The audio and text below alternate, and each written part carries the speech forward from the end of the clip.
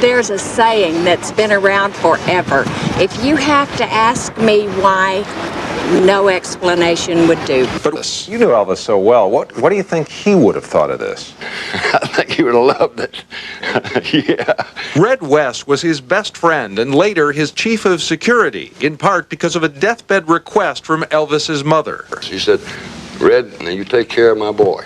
And I tried to do that. A lot of times I wanted to knock the hell out of him. But I didn't. I held it back. And all I can say, I did my best. West now lives on a farm not far from Memphis, but a world away from the sound and fury of Elvis Week.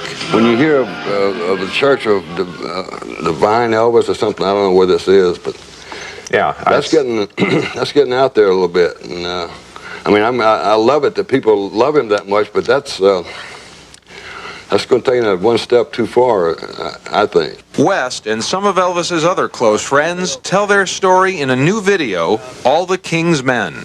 Here is the real Presley, who, for all of his successes, ended up drowning in his own excesses. My cousin Sonny West and I were fired a year before he died because of an incident. We intercepted some things that were coming in that shouldn't have been. Drugs?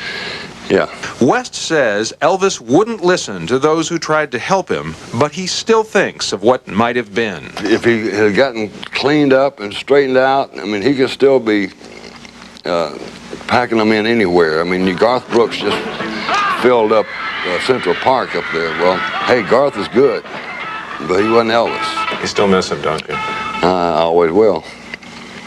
A lot. Now, as you can see, there are already people lined up outside of Graceland. Some of them have spent the night here. They're waiting for tonight when tens of thousands of Elvis fans will go up into the house and by the gravesite with their candles for the traditional candlelight vigil. And then it'll be over for this year, maybe again next year or 10 years from now. Which leaves the question of why. Well, you know, academics, authors, artists, writers, they all have offered their answers, but maybe there is no answer. Maybe it's as simple as this. After 20 years, the handwriting is on the wall. Thanks very much, Judd. I saw a study the other day that says that Elvis is a bigger star than ever. More people. Well, his music stands the test of time for me. How many people in the crowd under the age of 20? Hold up your hand. All born since Elvis died. How many of you, hands down, how many of you consider yourself Elvis fans? Those of you under 20. So much for that poll. Your favorite song? Oh, mine? Oh, boy. Heartbreak Hotel, I guess. I guess, yeah. All right. It's hard. Anyway, special day for us. One of our favorite people in the world having a birthday today. Julia Child with us from Good Morning America. Continue. First, earlier, before the tour was open, they were allowing walk-ups. The fans could come up to the Elvis gravesite where Elvis and his family members are buried, which is lined with flowers and displays and various wreaths. A lot of people put a lot of time and money into those. And, of course, the gravesite is a very solemn place where some of the most devoted fans showed up early this morning, and we had a chance to talk to some of those people. Death was just an end of a book. It's just the end of a chapter, but his life goes on, and it always will. As long as there is someone to remember, nobody ever dies, and he will never die, certainly not ever die. Well, there would be no rock and roll without Elvis. That's the way I see it. So it's an appreciation. I've been coming since 1978. I did miss 1990, and I was so, I was so upset about not being here. I couldn't miss another year. And here is one of the ladies that takes those people through Graceland. This is Regina Jackson, tour guide extraordinaire here at Graceland. Isn't that right? That's right. That's right.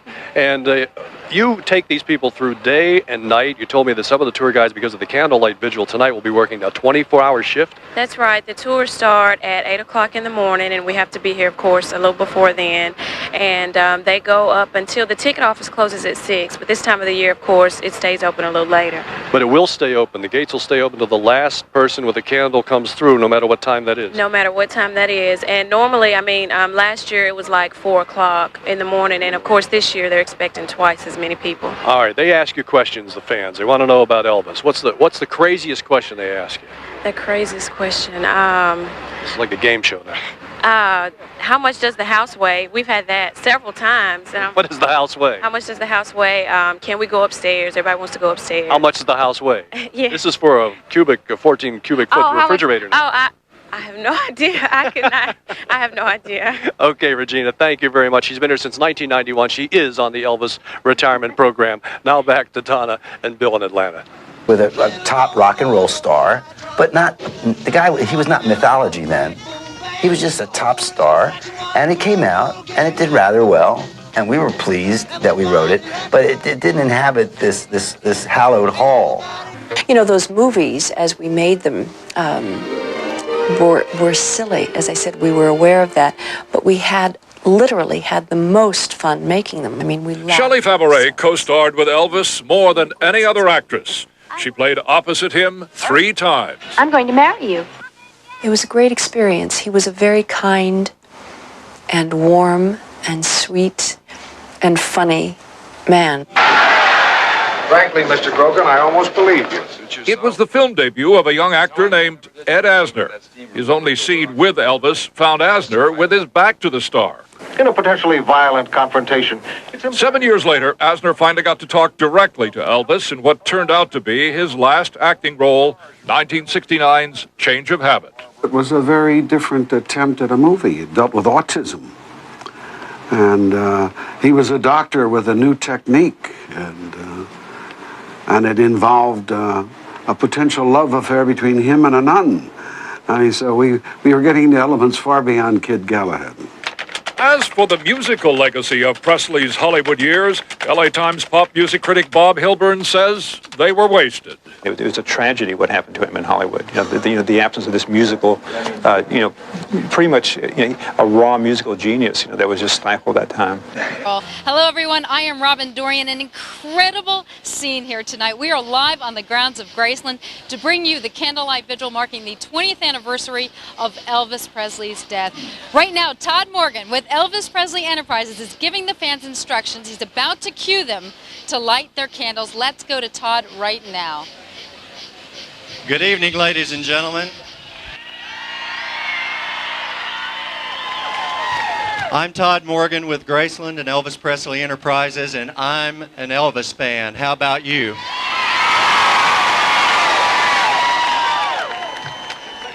Really? Well, you're sending out a message to the world right now. The world's media has converged upon us. And in fact, right this very second, you are live in 60 million homes on VH1. Let them hear it! Elvis is the greatest entertainer the world has ever known!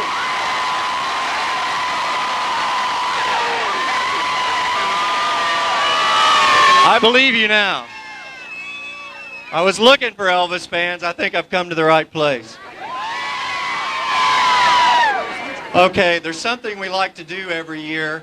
I know you light your candles for the procession, but because the world's media is here broadcasting this out on tape and live to people all over the world who wish they could be here with you, and to make your message even stronger that you're here for Elvis, would you all light your candles now? And again, I've got the best seat in the house. This is beautiful up here. We know some of you don't have candles, you didn't bring them, but go ahead.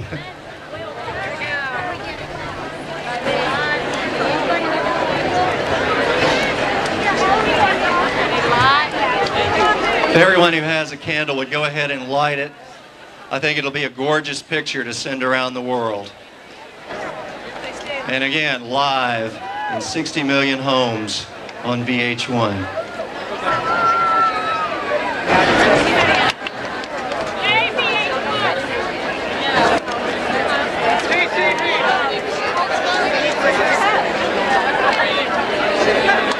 What an awesome sight. 20 years after his death, Elvis lives in the hearts of so many, and so many people have gathered here tonight. We will talk to some of them as they stream through the gates, and here's how it's going to work. At the gravesite in the Meditation Garden, an eternal flame burns 24 hours a day, 7 days a week. A fan club representative will light a torch from that flame and walk it down the drive. Now, everyone who comes through the gates will relight their candle from that very flame. It's a ritual that has started years ago. Now, fans are expected to continue through the gates for hours. Right now, it's just after 9 Central Time right here, and I'm told for at least the next 8 hours, fans will be paying tribute, and they're going to be here until dawn. It's been a very big week here in Memphis. Let's take a look. I came home here. The real reason they came here to Graceland to light a candle for Elvis Presley. Is this the soundtrack of my life? Elvis. But the fans aren't the only ones who miss the king. What people don't realize, that people like me and his close friends, we lost a dear friend 20 years ago. George Klein, Elvis's oldest and closest friend. So Elvis asked the teacher, he said, can I bring my guitar to school and sing? And there were a few laughs in the class, and she said, sure. And he brought his guitar, and I'll never forget, he was on the left-hand side of the room, I was on the right. He got up, he sang 2 country songs. And I said, wow. And from that moment on, our friendship was sort of bonded. Stylist Larry Geller was there when the Beatles came to town. Elvis, John Lennon, and Paul McCartney jammed together up at Elvis's house back in 1965. Extraordinary moment. They played for about 30 minutes and it was not taped. Can you imagine a tape of Paul McCartney, John Lennon, and Elvis Presley?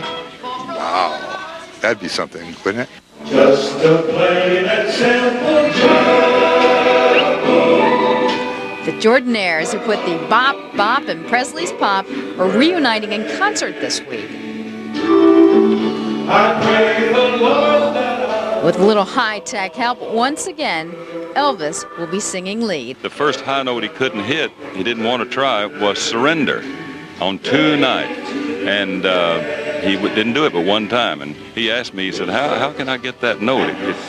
I'm afraid to hit it. I said, well, come here and I'll show you. So I just showed him how to act like he was throwing up, and he hit the 2 night, and he did it one time, and that's the record. And movie co-star Sue Ann Langdon knows the real meaning of Love Me Tender. Well, his lips were very soft. I remember that very well.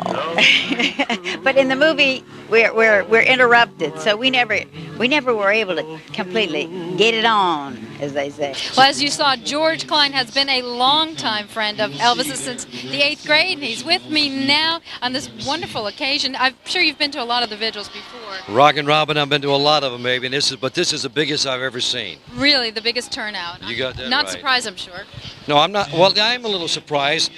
10 years ago, it was awfully big. Every 5 years, it peaks. But this year, I never dreamed it would be this big. It's about triple what it normally is. It's not really a somber night. People are very respectful, but they're very excited. That's usual. The feeling here, Robin, is it's a mixture. They want to pay respect, but still they're happy, and it's a commemorative night, and everybody's enjoying themselves. Well, thank you for stopping by to talk to us. Now, on the 20th anniversary of the King's passing, you may think you have heard every Elvis recording ever made. Well, think again. Okay, we're in Vernon's office, and this is actually the filing cabinets where we found the tapes. At Graceland, Greg Howell has got to have the best job in the world. He tracks down and catalogs everything Elvis ever owned. And boy, did he own a lot. No one had ever even been in this room, probably to look what's here since Vernon's death. In '79, the drawers are stuffed full of old invoices, checks, just the complete history of what went on here at Graceland. It was here in Elvis's father's office that Greg discovered old, beat-up reel-to-reel audio tapes the King had made, recordings he probably never in his wildest dreams expected anyone to hear. There was about 40 of them. Probably half of them had something to do with Elvis. This one in particular is the one that Blowing in the Wind was recorded on. And it says Elvis Blowing in the Wind, so of course we were like, could it actually be Elvis singing Blowing in the Wind? Have passed since Elvis Presley died, and tonight we have joined thousands of fans to mark the day to celebrate Elvis, his life, his music, his legacy. Hello everyone, I am Robin Dorian, live on Elvis Presley Boulevard in Memphis, Tennessee. We are inside the gates of Graceland, and right now with me is somebody who was only 3 years old when Elvis died, but He knows a lot about the King. Now, your name is John Jackson, and you graduated from Indiana University, and you graduated with a degree in...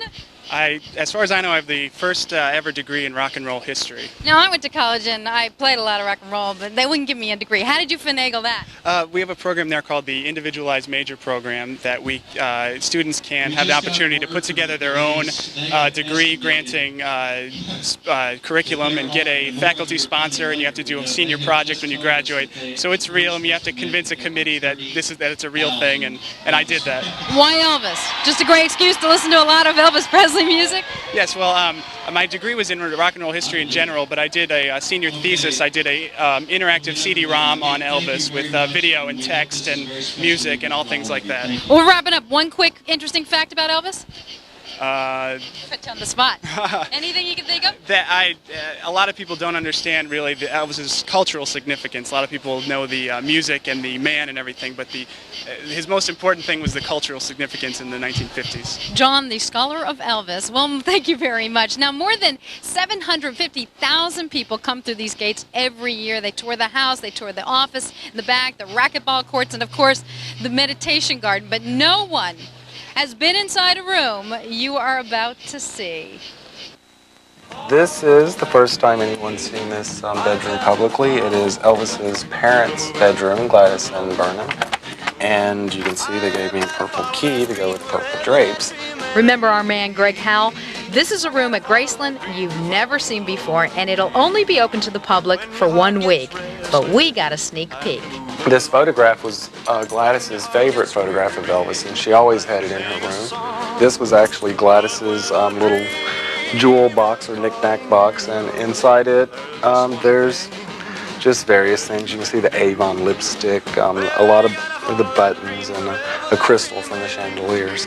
Now on this side of the room, once again, these wall sconces are original to the rooms in the 50s. Basically, it was purple as you see it. There was, and then there was a lot of gilded gold.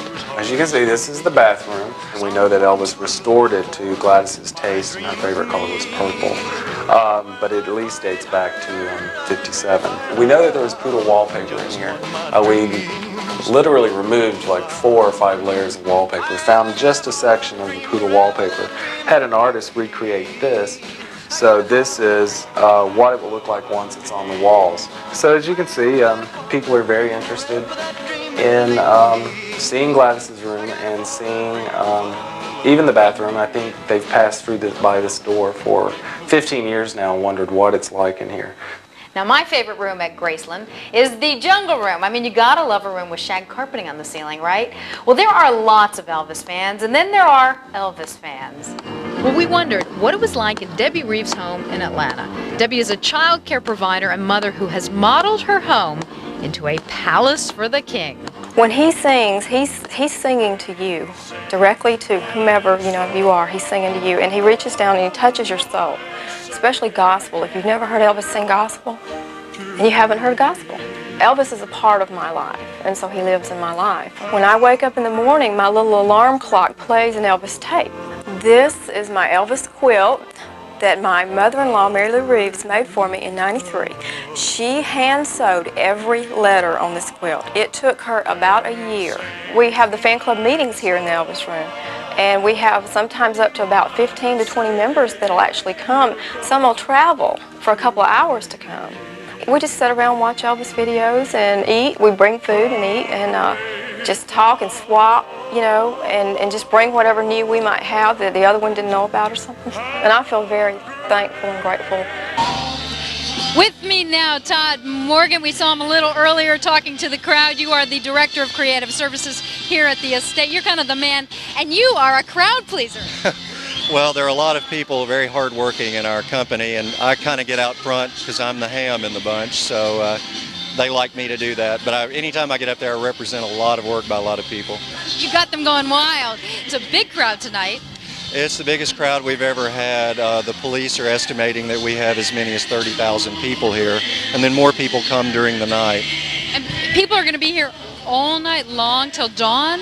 It'll take all night, at least until dawn, for everyone to make the walk up the driveway to the gravesite and back down. It's really an amazing sight. Right now there's the opening ceremony with one of the fan clubs, then everything gets quiet, and it's an amazing sight. So it starts sort of at a high, and then it gets a little more somber and emotional? Well, it doesn't get overtly emotional, it's just very quiet. I mean, all week long they're partying and going to dances and social events, and then they stop on this occasion during the week to pay a quiet, respectful tribute. It's a show of force for them to the world that Elvis is #1 and that they'll never forget, and then it goes on to new generations. Already it's a show. It's just been on a few minutes, and it's an incredible show. Tomorrow night, another big show. Yeah. Tomorrow night we present Elvis in concert at the Mid-South Coliseum in Memphis. We have over 30 of Elvis's original former bandmates from all eras of his career, 55-piece Memphis Symphony Orchestra, heavy-duty production, and Elvis stars in the show. He's singing lead. We've taken all of our favorite concert footage of Elvis, dropped out all of the sound except his voice, and he sings, he talks to the audience, he jokes with the band, he kicks it. It's great. You think it'll be a little creepy, or you think it'll be amazing? We've done this in a much simpler style production in the past, and it's not freaky at all. It's just very, very exciting, and within 2 or 3 songs you forget that he's not really there, and it's a wonderful way to present his work in front of a live audience and new audiences. And I understand if all goes well, you may take it on the road? Well, we might do a roadshow size production, but very elaborate like that, and maybe Elvis will get that world tour he never had. Well, thank you, Todd. Thank you for hanging out with us. We'll be seeing more of you, and we will be seeing more of you right here on Elvis. A phenomenal sight right here on Elvis Presley Boulevard, the anniversary of the death of Elvis Presley. With me now, 3 fans, one very emotional. Sir, what is your name and where are you from? Jonathan Long, South Pittsburgh, Tennessee. And obviously you are a very big fan. You've got the candle and you even have the TCB. And I know this is an emotional night for you. Yes, I'm the president of the Elvis Presley Welcome All My Shoes fan club. I'm going to come back to you, but let me introduce the other people here. You are? I'm Leo Bransels. I'm from Belgium, Europe. You're from Belgium, so you came very far. We came from very far away, and we traveled for the 10th time to Memphis. Just for this, tonight? Only for the candlelight. Not Belgium to Memphis? Yeah, Belgium to Memphis. And you? Sue Sutherland from Haleyville, Alabama. And are you a member of the fan club? I'm president of If I Can Dream, Elvis in Alabama fan club. How many times have you made the pilgrimage here? Every year. Is this obviously is the biggest? This is the 19th candlelight. Now you're taking this very, very emotionally. I know this is a hard night for you. Obviously a big fan all your life. I'm only 16. So you were never even alive when Elvis. How did you become such a big fan? He's Elvis. You know, everybody loves Elvis. I don't know how it started. And so you've just always loved Elvis your whole life. What is it about him? What is the magic? Just being Elvis, you know, his music, being himself. And what's it like for you here tonight, seeing everybody with the candles and being with other people who share the same interests as you? It's great that all the Elvis fans get to come together and be, you know, pay tribute to the greatest entertainer in the world, but it's also very sad. For you in Belgium, it must be hard to find other Elvis fans, or there are plenty of Elvis fans? There are plenty of other fans. We have 1,500 members in Belgium. For a small country, it's a big fan club, you know, and we have 140 here together today. Why so big? Why so many fans there? Well, there are only 9 million people in my country. And they're all Elvis fans. What do you think it is? Yeah, I think it's great. If we can find that many people that love Elvis after more than 35 years, the long time that our club exists, we're grateful. Well, thank you all. We're going to let you get back and go back to the ceremony. Thank you for joining us. And a special thanks tonight to Elvis Presley Enterprises for letting us come here. They've allowed us to give you special access. And may we always remember Elvis Aaron Presley for his incredible contribution to music, because he is